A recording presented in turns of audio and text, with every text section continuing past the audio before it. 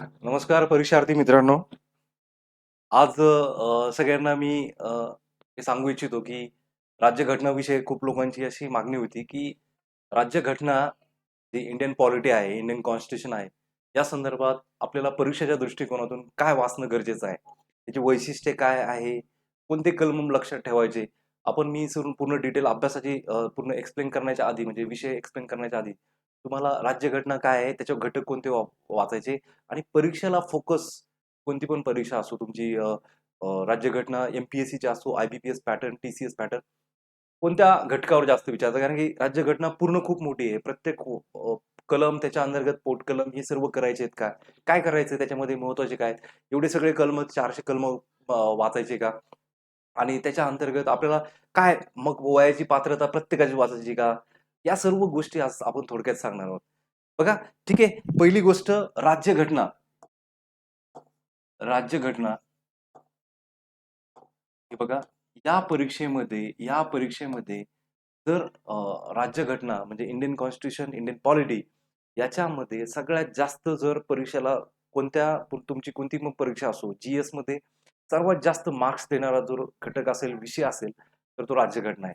मग आता या विषयामध्ये सगळ्यांना सारखे मार्क पडतात का? नाही. म्हणजे काय 10 मार्क्सची विचारलं तुम्हाला राज्यघटना त्याच्यामध्ये तुम्हाला 6च पडले.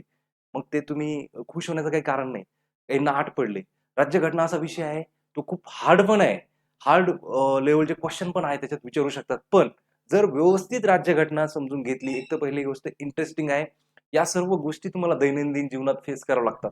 तर आता नवीन जे लोक आहेत, ते नवीन आता अभ्यासाला सुरुवात केली आहे. मग त्यांना असं वाटतं राज्यघटना मग आता म्हणजे हे सगळे कलम सगळे पाठ करायचे का? काय आहे, कसं? हे सगळं करायची गरज नाही आणि खूप इंटरेस्टिंग विषय आहे. या संदर्भात आता मी तुम्हाला फक्त हे सांगणार आहे, की याच्यामध्ये तुम्ही काय-काय करायचं. बघा, राज्यघटना हा विषय घेतला, याच्यामध्ये सगळ्यात महत्त्वाचं आहे पहिली घटना निर्मिती. घटना. आता घटना हा शब्द प्रत्येक बघा वापरलेला आहे. राज्यकर्त्यांनी घटना शब्द वापरलेला आहे घटनाकर्त्यांनी. तर घटना निर्मिती, निर्मिती. आता घटना निर्मिती कशी झाली? आता इथून हा घटक सुरू झाला. आता याच्यामध्ये काय-काय विचारू शकतात परीक्षेला प्रश्न. आता आपल्याला माहिती आहे सुरुवातीला त्यांनी ऑगस्ट ऑफिस नुसार आपल्याला भारताला स्वातंत्र्य वसाहती अंतर्गत स्वातंत्र्य दिलं जाईल असं बोललं. नंतर क्रिप्स मिशन आलं, कॅबिनेट मिशन असतं, वेव्हेल योजना आली. या सर्वांच्या यांनी काय केलं कॅबिनेट मिशनने भारतीयांसाठी घटना तयार करावी, असा त्यांनी 1946 ला फतवा काढला. त्याच्यानंतर भारताची घटना निर्मिती झाली. सुरुवातीला घटना निर्मिती झाल्यानंतर सुरुवातीला त्याची निवडणूक कशी झाली? म्हणजे हे बघा, इथं पूर्ण विषयाचं तुम्हाला थोडंसं मी थोडक्यात सांगणार आहे. म्हणजे काय की प्रत्येक घटकावर तर आपण सगळे लेक्चर तुम्हाला पाहायला मिळतीलच, ते आपण घेऊच. पण याच्यावर परीक्षेला प्रश्न कसे तयार होतील किंवा तुम्हाला काय वाचायचंय? आता घटना निर्मिती. जर हमखास याच्यावर आहे ना, हमखास कोणती पण परीक्षा असू द्या, याच्यावर 100% एक प्रश्न विचारला जातो. घटना निर्मिती किंवा घटनेचा उगम कसा झाला? बघा, म्हणजे घटनेचा उगम कसा झाला? मग आता त्यांची निवडणूक प्रक्रिया कशी राबवली गेली? घटना निर्मिती करताना निवडणूक कशी राबवली गेली? एकूण घटना निर्मिती एकूण राज्य घटनेमध्ये 389 जागासाठी ही इलेक्शन होणार होतं. म्हणजे ह्याच्यातून सभासद निवडून देण्यात येणार होते. मग आता ती जे निवडणूक होणार होती घटना निर्मितीसाठी, घटना तयार करण्यासाठी सदस्य निवडायचे होते. मग कसे निवडायचे? मग आता त्यासाठी त्यावेळेसची परिस्थिती, भारताला स्वातंत्र्य हे सर्व गोष्टी अ, दुसरं महायुद्ध झालं होतं. सगळ्या गोष्टीचा विचार करता प्रत्यक्षरित्या हे उमेदवार निवडून देणं योग्य होतं का? नाही. तर त्यांनी काय केलं, जे प्रांतिक निवडणुकांमध्ये निवडून आलेले लोक आहेत, कायदेमंडळामध्ये गेलेले आहेत, त्याच लोकांनी अप्रत्यक्षरित्या म्हणजे जसे तुम्ही राज्यसभेतील सदस्य निवडून देताय, विधान परिषदेवरून देताय. प्रत्यक्षरित्या नाही, अप्रत्यक्षरित्या म्हणजे काय? आधी प्रत्यक्षरित्या लोकांना निवडून देणाऱ्या लोकांनीच त्यांना निवडून द्यायचं. म्हणजे काय होतं, ही लोकांनीच तयार केलेली प्रक्रिया आहे असं म्हटलं जातं. म्हणजे काय, की लोकांच्या मनानुसार आणि अ, कारण की त्यांनीच ते लोक निवडून दिलेले असतात ना प्रत्यक्षरित्या. मग आता 389 जागा होत्या सुरुवातीला. आता याच्यात जास्त डीपमध्ये नका जाऊ. मी तुम्हाला फक्त काय सांगतोय, की लक्षात काय ठेवायचं. आता याच्यावर परीक्षेला प्रश्न काय विचारणार? 389 जागा होत्या. मग 389 जागा ह्याच्यानंतर मग त्या डिव्हाईड कशा झाल्या? त्याच्यामध्ये होत्या 389 पैकी 296 जागा 296 जागा या कशासाठी होत्या? 292 अ, प ब्रिटिश भारतामध्ये होत्या. ब्रिटिश प्रांतामध्ये 4 जागा चीफ कमिशनर प्रांतमध्ये होत्या आणि बाकीच्या 93 जागा कुठे होत्या? 93 जागा होत्या यांच्यासाठी कुठे? संस्थानिकांना दिल्या होत्या. ठीक आहे. आता बघा आता एक गोष्ट लक्षात घ्या, म्हणजे काय, की सुरुवातीला 389 होत्या, त्या जागा नंतर कशा झाल्या, त्या जागा किती झाल्या, 299. का? कारण का याच्यामध्ये ह्या जागा कमी होण्याचं कारण आहे भारत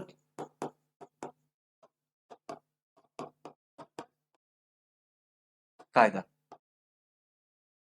स्वातंत्र्य कायदा तयार केला. त्याच्यामध्ये म्हणजे भारत आणि पाकिस्तानची फाळणी झाली. त्या फाळणीनंतर काय झालं, मुस्लिम लीग काही जे सदस्य होते, काही भाग पोर्शन होता भारताचा, तो कुठे गेला, पाकिस्तानमध्ये गेला.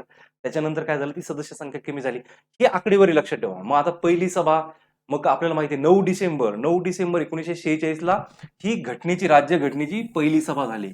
9 डिसेंबर. ही परीक्षेला विचारतात हा. मी तुम्हाला का सांगतोय, जे लोक आता तुम्ही अभ्यास करताना अशा लक्षात ठेवा, ही 9 डिसेंबर तारीख का विचारतात, पहिली सभा.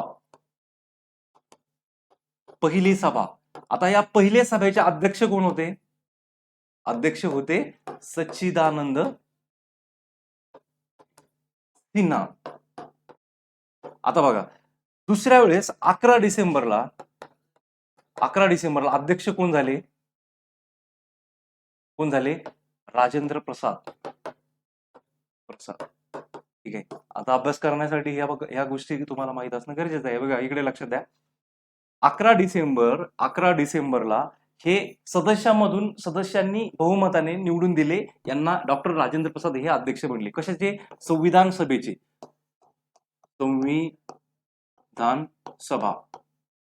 संविधान सभेचे अध्यक्ष म्हणजे घटना तयार करणारी जी संविधान सभा होती, घटना तयार करण्याची जबाबदारी त्यांच्यावर होती. त्याचे अध्यक्ष कोण झाले, डॉक्टर राजेंद्र प्रसाद. आणि मग आता 9 डिसेंबरला पहिली सभा झाली, त्याचे सच्चिदानंद सिन्हा हे अध्यक्ष होते. आता हे सर्व परीक्षेला प्रश्न विचारले बरं का. आता बघा इथे काय विचारू शकतात, आता पहिली सभा ज्यावेळेस भरली, तर त्यावेळेस सच्चिदानंद सिन्हा यांना कसं निवडून दिलं रे, तर ते निवडून देण्यामागे सगळ्यात महत्वाचं जी फ्रान्सची पद्धत आहे, फ्रान्स देशाची एक पद्धत आहे की त्यांच्या सभेचे अध्यक्ष कसे सर्वात सिनियर जे असतात ना, सगळ्यात सिनियर, तर त्या सदस्यामधून त्याची निवड केली जाते पहिल्या सभेला.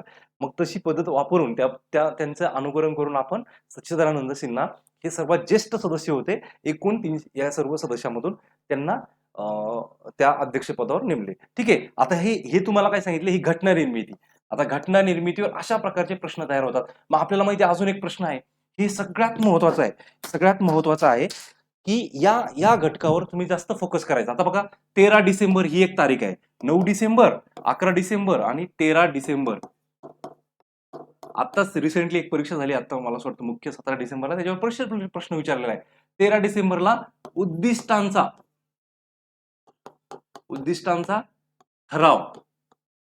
ठराव मांडला. ठीक आहे. उद्दिष्टांचा ठराव मांडला आणि तो स्वीकार कधी केला, तर तो केला 22 जानेवारी 1947 ला. आता उद्दिष्टांचा ठराव कुणी मांडला, जवाहरलाल नेहरू. तुम्ही एक सगळ्यांनी लक्षात घ्या, मी तुम्हाला शिकवत नाहीये की अभ्यास करताना, पॉलिटीचा अभ्यास करताना ह्या सर्व गोष्टी माहित पाहिजे. मग आपले उद्दिष्ट काय आहे, घटना निर्मिती करण्यामागचा हेतू काय, लोकांसाठी आपल्याला या घटने निर्मिती करून संविधान तयार करून आपल्याला काय द्यायचंय, लोकांपर्यंत कसं पोहोचायचंय, हे सर्व या उद्दिष्टांच्या ठरावामध्ये आपल्याला पाहायला मिळतंय. भारत स्वातंत्र्याच्या कायद्यानंतर काय झालं, त्यावेळेस आपल्याला दोन गोष्टी अजून पाहायला मिळाल्या, की आपल्याला माहितीये की सदस्यांची संख्या कमी झाली. दुसरी गोष्ट झाली की एक संविधान सभा आणि कायदेमंडळ दोन बनले. आता संविधान सभा आणि कायदेमंडळ हेच सदस्य कायदेमंडळासाठी पण कार्य करत होते, म्हणजे संसद म्हणून. मग आता तेच दुसरीकडे गेले का, त्याच्या सभागृहाच्या बाहेर गेले का, ते काय बनायचे, घटना निर्मिती करण्याचं कार्य करायचे. मग आता बघा या गोष्टी असा अभ्यास करा परीक्षेला. घटना निर्मिती जर व्यवस्थित समजली, घटना तयार कशी केली, सगळ्यात अजून महत्वाचं काय, 26 नोव्हेंबर 1949 ला घटना स्वीकारली. कधी, राज्यघटना स्वीकारली. ठीक आहे. बघा आता राज्यघटना स्वीकारली, त्याच्यानंतर तिची अंमलबजावणी कधी झाली, तर आपल्याला माहिती आहे आपला प्रजासत्ताक दिवस कधी आहे, 26 जानेवारी 1950. या प्रजासत्ताक दिवशी ही काय झालं, ही घटना अंमलात आली. म्हणजे अशा पद्धतीने अभ्यास करा. 26 नोव्हेंबर माहित पाहिजे. अजून एक गोष्ट, 26 नोव्हेंबर रोजी एकूण 299 सदस्यापैकी किती सदस्यांनी सह्या केल्या, तर सदस्यांची संख्या सुद्धा माहित असणं गरजेचं आहे. ती आहे 284 लोकांनी सह्या केल्या. ठीक आहे. म्हणजे जे उपस्थित होते 284 लोक होते. एकूण किती होते? तर 299 पैकी किती लोकांनी सह्या केल्या? 284 लोकांनी सह्या केल्या. म्हणजे हा झाला तुमचा घटना निर्मितीमधला क्रम. अशा पद्धतीने जर अभ्यास केला नवीन लोकांनी, घटना काय आहे, तिचा निर्माण करण्याचा हेतू काय आहे, प्रत्येक देशाची एक रचना कशी असली पाहिजे, तुमचे कायदे कसे असले पाहिजे, तुमच्या देशात सगळीकडे विषमता कमी करण्यासाठी काय-काय तुम्हाला त्यासाठी तुम्हाला त्याच्यामध्ये इन्क्लूड करायचं, या सर्व गोष्टीचा अभ्यास करून ही घटना निर्मिती कार्य केले. खूप साऱ्या गोष्टी भारताची राज्यघटना लिखित सर्वात मोठी, जगातली सगळ्यात मोठी राज्यघटना आहे लिखित स्वरूपाची. आपली राज्यघटना कशी आहे? संघराज्य पद्धतीची आहे का केंद्रित झालेली सभा आहे, एकात्मिक संविधान आहे का संसदीय आपण या सर्व एकूण 60 देशाच्या राज्यघटनेचा व्यवस्थित अभ्यास करून त्यांच्यातले जे चांगला पोर्शन आहे ना, आपल्या घटना तयार करण्यात घेतला. मग आपण राष्ट्रपती कोणत्या देशातून घेतले, फंडामेंटल राइट्स मूलभूत हक्क कुठून घेतले, अमेरिकेकडून घेतले, राज्यपाल पद कुठून घेतलं, राज्यपाल केंद्राकडून अपॉइंट करण्यासाठी कोणत्या देशाचं अनुकरण केलंय, कॅनडाचं केलंय, संसदीय कार्यपद्धती आपण कोणत्या देशाची घेतली, ब्रिटनची घेतली. या सर्व गोष्टी या तुम्हाला सुरुवातीला माहीत असणं गरजेचं आहे. म्हणजे तुम्हाला काय होईल, पुढे गेल्यानंतर अभ्यासाला सोपं जाईल. आता हे सगळं झालं. याच्यामध्ये मी तुम्हाला जे सांगितलं याचा स्क्रीनशॉट सगळ्यांनी करून घ्या. याच्यावर परीक्षेला प्रश्न हमखास विचारतील. अशा पद्धतीने म्हणजे तुम्हाला 4 पेजेसमध्ये एवढंच इम्पॉर्टंट आहे किंवा या गोष्टीवर जास्त भर द्यायचा. आपल्याला काय विचारणार आहेत, प्रश्न कसा तयार होऊ शकतात हे माहीत असणं गरजेचं आहे. बघा, तर आता आता इथे बघा, हे झालं घटना निर्मिती कशी झाली. या घटकावर तुम्हाला राज्यघटनेचा अभ्यास करायचा आहे. आता काही लोकांना प्रश्न पडतो, सर आता आम्ही कलम किती लक्षात ठेवायचे? सगळ्यात महत्वाचे. आता सगळ्यात शेवटी मी तुम्हाला जाताना नक्की सांगेन, की महत्वाचे कलमे कोणते आहेत. आता त्याच्यानंतर आपण घटना निर्मिती झाली. आपल्याला माहिती आहे आपली देशाची राज्यघटना कशी आहे? संघराज्य पद्धतीची आहे. मग संघराज्य पद्धतीचे वैशिष्ट्य काय आहे? लिखित राज्यघटना आहे, हे ना? आपले द्विगृही मंडळ आहे. हे बघा या सर्व गोष्टी आणि एकात्मिक आपली संविधान कसं आहे, एकात्मिक कशा स्वरूपाची आहे राज्यघटना, या सर्व गोष्टी त्या पण तुम्हाला माहीत असणं गरजेचं आहे. मग आता बघा, सगळ्यात महत्वाचं काय? सगळ्यात महत्वाचं मूलभूत हक्क. घटना निर्मितीमध्ये मध्ये मूलभूत हक्क याच्यावर कोणते कलमे जास्त महत्वाचे आहेत? आता परीक्षेला तुम्हाला प्रश्न विचारतो, सर्वात जास्त कलमे कोणत्या घटकावर, कोणत्या कलमावर विचारलेलं आहे? आपल्याला माहिती आहे समानतेचं 14 ते 18 आहे, स्वातंत्र्याचं 19 ते 22 आहे, हे ना? आता त्याच्यानंतर 23-24 आपल्याला कामगार यांच्या शोषणाबद्दल आहे, 25 ते 28 आपल्या धार्मिक स्वातंत्र्याबद्दल आहे आणि 29-30 काय आहे, अल्पसंख्याक वगैरे यांच्या संदर्भात आहे, त्यांचे शैक्षणिक स्वातंत्र्य संस्था स्थापन करणे. त्याच्यानंतर सगळ्यात महत्वाचा आहे कलम 32 आहे, ते तुमचा घटनात्मक उपाययोजनेचा हक्क म्हणजे काय, की तुमचे जर मूलभूत हक्क जर तुम्हाला मिळत नसतील, त्या विरोधात जर तुम्हाला ते मिळवण्यासाठी दाद मागायची असेल, तर सुप्रीम कोर्टमध्ये तुम्ही थेट जाऊ शकता. त्यासाठी कलम 32 आहे, त्याला घटनात्मक उपाययोजनेचा हक्क म्हटलं जातं. त्यालाच डॉक्टर बाबासाहेब आंबेडकरांनी heart and soul of Indian constitution म्हटलं आहे. म्हणजे काय, आत्मा आणि हृदय. म्हणजे काय, तुम्ही त्या संदर्भात सुप्रीम कोर्ट डायरेक्ट जारी करून तुम्हाला ते हक्क पुन्हा मिळवून देऊ शकतात. या सर्व गोष्टी या न्यायालयीन प्रक्रियेत येतात. म्हणजे असा अभ्यास करा. मग आता तुम्हाला मी सांगतो, की सगळ्यात स्लॉट लक्षात ठेवा. समानतेचा हक्क कुठे आहे? 14 ते 18 मध्ये आहे. आता याच्यामध्ये सगळ्यात महत्वाची गोष्ट काय, की ते कलम कोणते सगळ्यात महत्वाचे? कलम 14. कलम 14 आपल्याला माहिती आहे. याच्यावर परीक्षेला प्रश्न विचारला. कलम 19. कलम 19 हे कलम 21 है ना? कलम 23-24 है ना? 25 ते 28 सगळ्यांनी करून ठेवा. 25 ते 28. मी तर असं सांगेन, सर्वचे सर्व मूलभूत हक्क तुम्हाला पाठ पाहिजेत. आणि सगळ्या मूलभूत हक्कांचा जर महत्वाचा आहे, तर ते आहे कलम 32. ठीक आहे? मूलभूत हक्काचे तर मी सांगेन, मूलभूत हक्क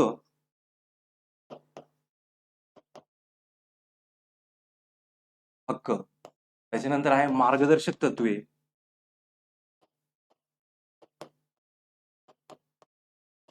आणि मूलभूत कर्तव्य. आता हे बघा, याच्यामध्ये किती कलम आहेत? याच्यामध्ये 12 ते 35 आहेत. 12 ते 35 कलम आहेत, है ना? याच्यावर सर्वचे सर्व तुम्हाला माहीत असणं गरजेचं आहे. मार्गदर्शक तत्वेमध्ये कलम 36 ते 51 आहे, है ना? आणि इथं काय आहे, 51 अ, 51 ए हे सुवर्णसिंग समितीच्या शिफारशीनुसार 42व्या घटना दुरुस्तीने नवीन ऍक्ट टाकली होती. आता बघा, म्हणजे इथे बघा आपण हे तुम्हाला फक्त सर्व गोष्टी का सांगणं इथे गरजेचं वाटतंय मला, की तुम्हाला राज्यघटना ज्यावेळेस अभ्यास करायचा आहे, तर त्यावेळेस तुम्हाला सगळ्यात महत्त्वाची गोष्ट काय कोणती आहे, की तुम्हाला काय लक्षात ठेवायचं, काय वाचायचं, कोणते कलम इम्पोर्टंट आहेत, या संदर्भात मी तर तुम्हाला असं सांगेन, की याच्यातला तिन्हीमधला फरक कळला पाहिजे. आता फरक कसा आहे बघा, मूलभूत हक्क म्हणजे काय? तुमचे हक्क हे तुम्हाला मूलभूत हक्क हे मिळणं गरजेचं आहे. मूलभूत हक्क तुम्हाला न्यायालयीन प्रक्रियेचा म्हणजे तुम्ही जर तुम्हाला तुमचे संकोच झाला मूलभूत हक्काचा, तर तुम्ही थेट सर्वोच्च न्यायालयात जाऊ शकता किंवा उच्च न्यायालयात जाऊ शकता. मग सर्वोच्च न्यायालयासाठी कलम 32 आहे, जे मूलभूत हक्कांचे रिट्स जारी करून तुम्हाला पुन्हा प्राप्त करण्यासाठी कार्य करते. दुसरे आहे 226 ते हायकोर्टामध्ये आहे. हायकोर्ट मूलभूत हक्कासोबत इतर प्रकारचे हक्क तुमचे डावलले असतील तरी तुम्ही ती रिट जारी करू शकता 226 नुसार. मार्गदर्शक तत्त्वे तो कोणासाठी आहेत रे? हे नागरिकांसाठी आहेत सगळ्या नागरिकांसाठी. मार्गदर्शक तत्त्वे हे राज्य संस्थेसाठी आहेत. एक गोष्ट लक्षात ठेवा. म्हणजे राज्य संस्था म्हणजे काय? तुमच्या ज्या कायदे मंडळ असेल किंवा तुम्ही लोकप्रतिनिधी असतील की तुम्हाला ते राज्यकर्ते आहेत. जसं आपलं केंद्र सरकार आहे, त्यांनी कार्य काय करायचे? कशा प्रकारचे कल्याणकारी योजना कोणत्या राबवायच्या? अ, अ, अप समान वेतनासाठी कार्य करायचे, कामगाराच्या निर्वाह भत्त्यासाठी काय कार्य करायचे, समान नागरी कायदा असेल, सिव्हिल युनिफॉर्म कोड या संदर्भात किंवा बालकांसाठी शिक्षणासाठी प्रोव्हिजन चांगल्या प्रकारचे करून ठेवणे, वन्यजीव संरक्षण असेल किंवा अ, आपले राष्ट्रीय स्मारकांचं जतन करणे किंवा संवर्धन करणे ही सुद्धा जबाबदारी राज्य संस्थेची आहे. आणि मूलभूत कर्तव्ये हे कर्तव्य ज्यावेळेस घटनाकर्त्यांनी या दोन या दोन घटकांचा विचार केला, त्यासोबत एक घटक राहून गेला होता कर्तव्य. नागरिकांनी सुद्धा त्यांनी देशाप्रती आपली एक कर्तव्य समजून कार्य केलं गरजेचं आहे. त्या संदर्भात सुवर्णसिंग समिती नेमली होती 1976 रोजी साली. तर त्यावेळेस त्यांनी 42व्या घटनादुरुस्तीमध्ये या समितीने काय केलं, त्यांचा शिफारस केली, की मूलभूत हक्क कर्तव्य असणं गरजेचं आहे. सुरुवातीला 10 होते. 80व्या घटनादुरुस्तीने ते एकूण 11 झाले. म्हणजे तुम्हाला याचा सिक्वेन्स सुद्धा विचारू शकते. एकूण 10 जे 1, 2, 3, 4 A, B, C, D, E, F, G, H, I, J, K हे जे मूलभूत कर्तव्य आहेत, हे न्यायालयीन प्रक्रियेत येतात का? की याच्या विरुद्ध कुठे दाद मागता येते का? तर नाही. मार्गदर्शक तत्वामध्ये कुठे दाद मागता येते का? नाही. पण यांना एक दायरा दिलेला आहे, की तुम्ही त्या फॉर्मॅटमध्ये किंवा तुम्ही त्या स्ट्रक्चरमध्ये काम करणं गरजेचं आहे. मग याचा परिणाम काय होतो? जसं की सरकारला हे तत्त्वे दिलेत, मार्गदर्शक तत्त्वे. त्याचं सरकारने जर पालन नाही केलं, ठीक आहे? सरकारने त्याचं व्यवस्थित जर पालन नाही केलं, तर काय होतं? सरकारला माहिती आहे, की लोकांप्रती आपण जबाबदार आहेत. लोक त्यांना ज्या निवडणूक प्रक्रियेतून मागे ठेवू शकतात किंवा त्यांना विरोध दर्शवू शकतात. तर अशा प्रकारच्या ह्या सर्व गोष्टी आपल्याला राज्य संस्थेवर एक त्यांना कसं आपण काय म्हणू शकतो, की त्यांच्यावर एक कंट्रोल ठेवण्यासाठी, जबाबदार बनण्यासाठी, त्यांनी त्यांच्या कर्तव्याचं पालन करण्यासाठी हे मार्गदर्शक तत्त्वे बनवलेले आहेत. आणि या संदर्भात सगळ्यात महत्त्वाची गोष्ट कोणती आहे, की याच्यामध्ये न्यायप्रविष्ट कोणते आहेत? मूलभूत हक्क न्यायप्रविष्ट आहेत. तर हे दोन्ही पण न्यायप्रविष्ट नाही आहेत. म्हणजे याचं उल्लंघन जर झालं, तर कुठेही न्यायालयात दाद मागता येत नाही. जसं मूलभूत हक्काचं उल्लंघन झालं कलम 32 आहे, त्याच्यानंतर कलम 226 आहे. ठीक आहे. आता बघा, सगळ्यात महत्त्वाचं हे सर्व गोष्टी मी तुम्हाला काय सांगतो, हे तिन्हीचे तिन्ही प्रत्येक परीक्षेला हा घटक विचारला जातो. हे तुम्हाला करणं गरजेचं आहे. आता बघा, आता तुम्हाला हे सर्व करणं गरजेचं आहे. इथे सगळ्यांनी लक्षात घ्या, की कोणती परीक्षा असो, राज्यघटना हा विषय असा आहे, की तुम्हाला मुळात खूप मार्क्स देऊन जाईल. सर्वांनी त्याच्यावर नक्की विचार करा. चला, आता सगळ्यात महत्त्वाचं काय, की अभ्यास करताना पहिली गोष्ट अभ्यास करताना पुस्तक कोणतं वाचायचं? या संदर्भात मी शेवटी जाता-जाता नक्की सांगेन. पुस्तक कोणतं वाचायचं? आणि आता ज्या पद्धतीने राज्यघटना आहे, इंटरेस्ट घेऊन वाचा. दैनंदिन जीवनामध्ये आपल्याला खूप साऱ्या गोष्टी पाहता येतात. जसं की सध्या पक्षांतर बंदी कायद्यावर चर्चा चालू आहे. मग त्यासाठी कोणती घटना दुरुस्तीने त्याच्या बदल केला, 52वी घटना दुरुस्ती. कोणत्या परिशिष्टामध्ये येत आहेत. याच्यामध्ये तुम्हाला परिशिष्ट माहीत असणं पण गरजेचं आहे. भाग माहीत असणं पण गरजेचं आहे. कलम माहीत असणं पण गरजेचं आहे. आता इथून पुढे बघा आपण काय-काय महत्वाचं आहे. आता बघा इथे आहे ना, त्याच्यानंतर आहे राष्ट्रपती. राष्ट्रपती राष्ट्रपतीसाठी कलम 52 या संदर्भात राष्ट्रपती संदर्भात सर्व गोष्टी करून जा. मग आता राष्ट्रपतीचे कसे कार्यकारी अधिकार कोणते आहेत? त्यांचे न्यायिक अधिकार कोणते आहेत? त्यांचे आर्थिक अधिकार कोणते आहेत? त्यांचे कायद्यासंदर्भात कोणते आहे, त्यांना क्षमादान करण्याचा अधिकार आहे. मग क्षमा करण्याचा अधिकार त्यांचा स्वविवेक अधिकार आहे का? किंवा त्यांना मंत्रिमंडळाच्या शिफारशीनुसार एखाद्या शिक्षा कमी करण्याचा अधिकार आहे. या सर्व गोष्टी या राष्ट्रपतीच्या या इथे करून जा. सगळ्यात महत्त्वाचा घटक आहे राष्ट्रपती. राष्ट्रपती संदर्भात विचारू शकतात परीक्षेला. म्हणजे अध्यादेश कोण आणतं, कोणाच्या सल्ल्याने आणतं, त्यांचे स्वविवेक अधिकार कोणते आहेत, त्यांनी एखाद्या विधेयकाला कोणता अधिकार वापरू शकतात, त्यांनी पॉकेट व्हेटो वापरू शकतात का? मग पॉकेट व्हेटो भारताच्या आणि अमेरिकेच्या राष्ट्राध्यक्षाच्या अधिकारामध्ये काय काय बदल आहे, काय काय फरक आहे, या सर्व गोष्टी, त्यांची वय, त्यांची पात्रता, त्यांचा कार्यकाळ, त्यांची निवडणूक प्रक्रिया कशी आहे, त्यांना निवडणुकीत मतदान कोण करू शकतात, या सर्व गोष्टी तुम्हाला राष्ट्रपती या राज्यघटनेतील या इथून पुढे करणं गरजेचं आहे. ठीक आहे. मग महाभियोग प्रक्रिया कलम 61 याच्यामध्ये अंतर्गत येते बघा. कलम 61 महाभियोग. महाभियोग काय आहे? फक्त राज्यघटनेत. आता बघा, सुप्रीम कोर्टच्या न्यायाधीशांना, कॅगला असेल, तुम्हाला निवडणूक आयुक्तांना, मुख्य आयुक्तांना, यांना जर पदावरून दूर करायचं असेल तर महाभियोग प्रक्रिया राबवली जाते. आता इथे एक गोष्ट सगळ्यांनी लक्षात घ्या. महाभियोग हा शब्द फक्त राज्यघटनेत फक्त एकाच व्यक्तीला लागू आहे, तो आहे राष्ट्रपती. कारण का? त्यासाठी सेपरेट कलम दिलंय. हे सर्व फक्त राष्ट्रपती संदर्भात आहे. लक्षात येते का? जर असं विचाराला राज्यघटनेत महाभियोग हा शब्द कुठे वापरला गेलाय, फक्त एकाच पदासंदर्भात वापरला की तो आहे राष्ट्रपती. ठीक आहे. मग आता इतरांना पण महाभियोग प्रक्रिया राबवली जाते. तुम्ही असं प्रत्येकाला प्रश्न पडेल की सुप्रीम कोर्टला काढण्याची प्रक्रिया पण तशीच आहे, उच्च न्यायालयाच्या न्यायाधीशांना काढण्याची प्रक्रिया तशीच आहे. फक्त घटनेमध्ये मी काय सांगितलंय, फक्त घटनेमध्ये महाभियोग हा शब्द कोणत्या पदाला पदच्युत करण्यासाठी वापरला गेलाय ते राष्ट्रपती आहे. असं परीक्षेला विचारलेलं नाही आतापर्यंत प्रश्न, पण तुम्हाला माहित असणं गरजेचं आहे. त्याच्यानंतर बघा, सगळ्यात महत्वाचं उपराष्ट्रपती. उपराष्ट्रपती यांच्यावर काय, हे राज्यसभेचे पदसिद्ध अध्यक्ष असतात, है ना.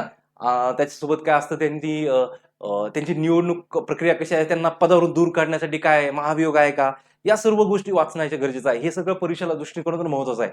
त्याच्यानंतर सगळ्यात जर महत्वाचा परीक्षेला प्रश्न विचारतात कायम, तर तो आहे संसद, पार्लिमेंट, संसद. आता भारताच्या संसदेचं पूर्ण स्ट्रक्चर काय, कायदेमंडळ आहे. संसद कशी बनते? संसद 3 व्यक्तीपासून बनली जाते, राष्ट्रपती, राज्यसभा, लोकसभा.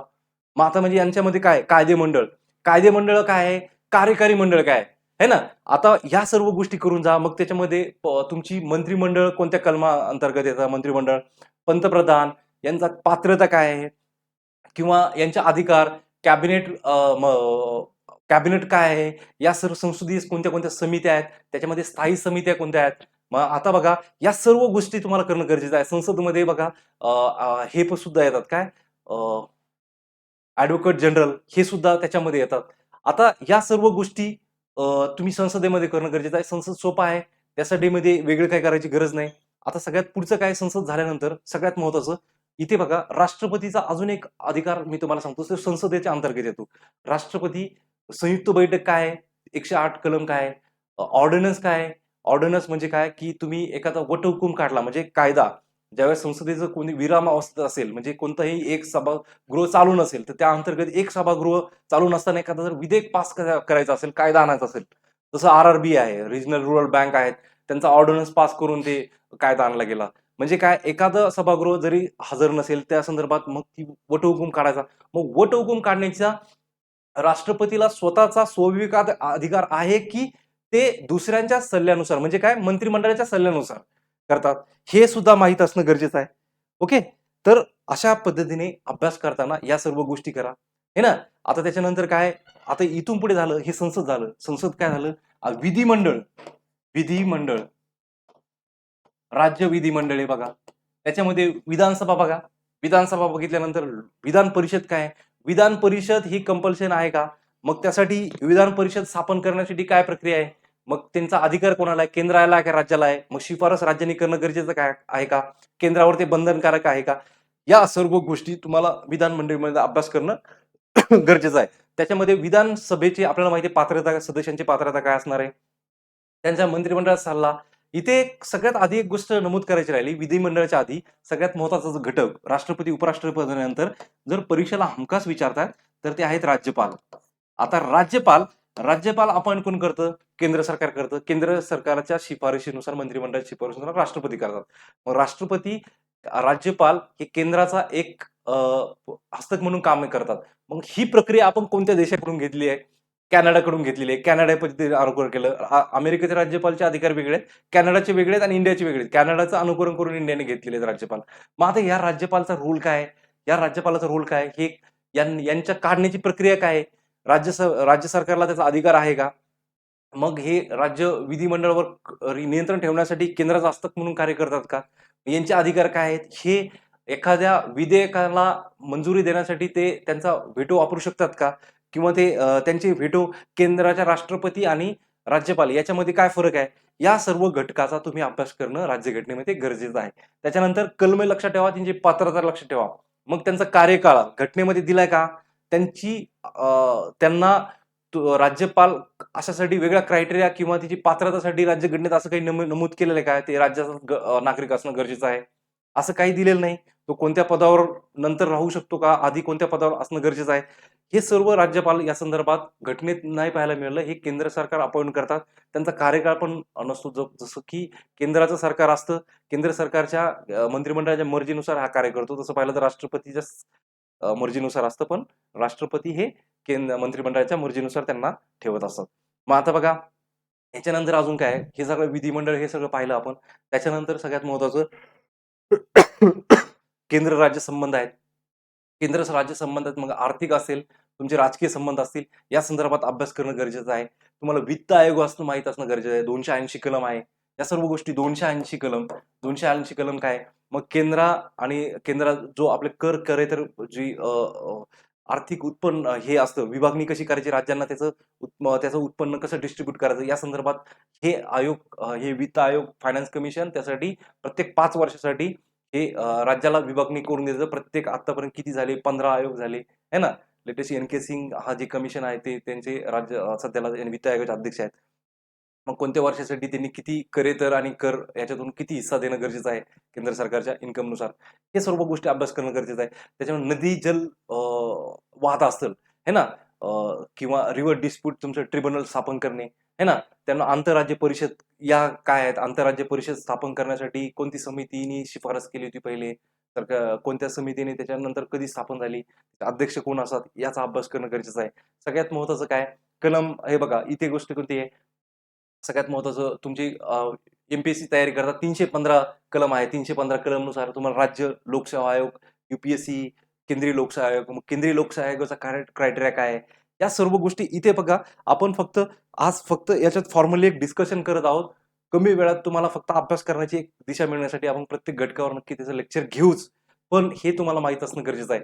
त्याच्यानंतर काय आहे? 315 कलमानुसार तुम्हाला निवडणूक आयोग आहे. निवडणूक आयोग प्रक्रिया कशी आहे? निवडणूक आयोगाची सुरुवातीला कलम किती आहे? 324 नुसार निवडणूक आयोग आहे. तर त्याच्यानंतर मग तुम्हाला नागरिकांना वंशभेद हे भेदभाव न करण्यासाठी प्रत्येकाला प्रौढांना अधिकार आहे. त्यासाठी घटना दुरुस्ती केली होती बघा, मतदान करण्याची. ते 61वी घटना दुरुस्तीने काय केलं? पूर्वी 21 वय होतं मतदान करण्याचं, ते 18 केलं. मग त्याच्यानंतर काय झालं? पूर्वी फक्त निवडणूक आयुक्त, मुख्य निवडणूक आयुक्त 1 होते. मग नंतर त्यांचा लोड वाढला. त्याच्यानंतर 2 इतर आयुक्त नेमले. त्याच्यानंतर पुन्हा 1च ठेवला आणि नंतर 93 पासून पुन्हा 2 केले. मग त्यांना बाहेर काढण्यासाठी हे बघा, मुख्य निवडणूक आयुक्त आणि इतर जे आयुक्त आहेत, निवडणूक आयुक्त, इलेक्शन कमिशनर आहेत. तर यांना दोघांमध्ये काय फरक आहे? दोघांना पदच्युत करण्यासाठी काय-काय प्रक्रिया आहे? मग मुख्य आयुक्तांना काढण्यासाठी सुप्रीम कोर्टच्या न्यायाधीशांना काढण्याची जे क्रायटेरिया आहे तोच आहे त्यांना पण. त्याच्यानंतर काय आहे? आपली कार्यालयीन भाषा आहेत. कार्यालयीन भाषेचा अभ्यास करणं गरजेचं आहे. तुम्हाला अजून एक गोष्ट, मागासवर्गीय आयोग आहेत, अनुसूचित जाती आयोग आहे, अनुसूचित जमाती आयोग आहेत, याचा अभ्यास करणं गरजेचं आहे. हे बघा, ह्या गोष्टी करणं, आरक्षण आहे. एस-सी, एस-टीला आरक्षण कोणत्या कलमाअंतर्गत विधानसभा आणि लोकसभेला मिळतंय. ठीक आहे, आता नवीन एक विधेयक आलंय. ठीक आहे, या संदर्भात आपण 2029 पासून लागू आहे. तो करंट अफेअर्समध्ये तुमचं क्लिअर होऊन जाईल. त्याच्यानंतर कार्यालयीन भाषा आहेत. कार्यालयीन भाषानंतर काय 343, 351 पर्यंत कार्यालयीन भाषा आहेत. सगळ्यात महत्वाचे जे कलम आहेत, आणीबाणी. हे बघा, हे तुम्हाला का सांगतो मी? अभ्यास करताना हे तुम्हाला स्टार्ट टू एंड लक्षात ठेवणं गरजेचं आहे. आणीबाणी आणीबाणी आणीबाणी आणीबाणी 3 प्रकारचे आहेत बघा. एक आहे 352 कलम, त्याला राष्ट्रीय आणीबाणी म्हणतात. राष्ट्रीय आणीबाणी. दुसरं आहे 356 कलम नुसार राज्य आणीबाणी किंवा राष्ट्रपती राजवट असं सुद्धा म्हणू शकतो. घटक राज्याची आणीबाणी. आणि तिसरी आहे 360 नुसार आहे, त्याला बोलतात आर्थिक आणीबाणी.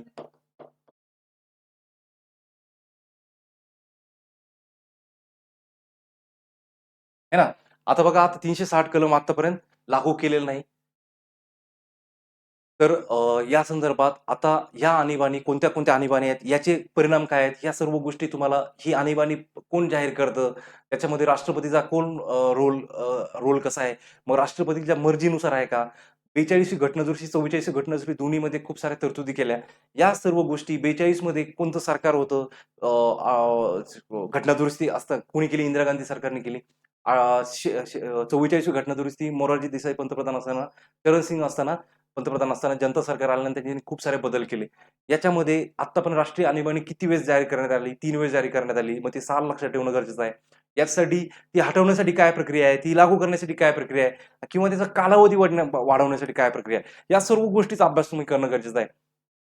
अशा पद्धतीने जर अभ्यास केला, तर तुम्हाला नक्की राज्यघटना, मी थोडक्यात तुम्हाला फक्त, खूप लोकांची एक मागणी होती, की आपल्याला फक्त राज्यघटनेचा अभ्यास करताना एक दिशा मिळण्यासाठी कसा स्टार्ट कसा करायचा आणि काय वाचायचं, सुरुवात कशी करायची, अभ्यास करताना काय लक्षात ठेवायचं, या संदर्भात आपला व्हिडिओ होता. मला आशा आहे तुम्हाला या व्हिडिओचा नक्की फायदा झाला असेल आणि अभ्यास करताना नक्कीच याचा तुम्हाला अभ्यास करताना बेनिफिट होईल. नक्की. Thank you so much. Stop करूया इथे एकदा. पुन्हा नंतर भेटूया. धन्यवाद. Thank you so much.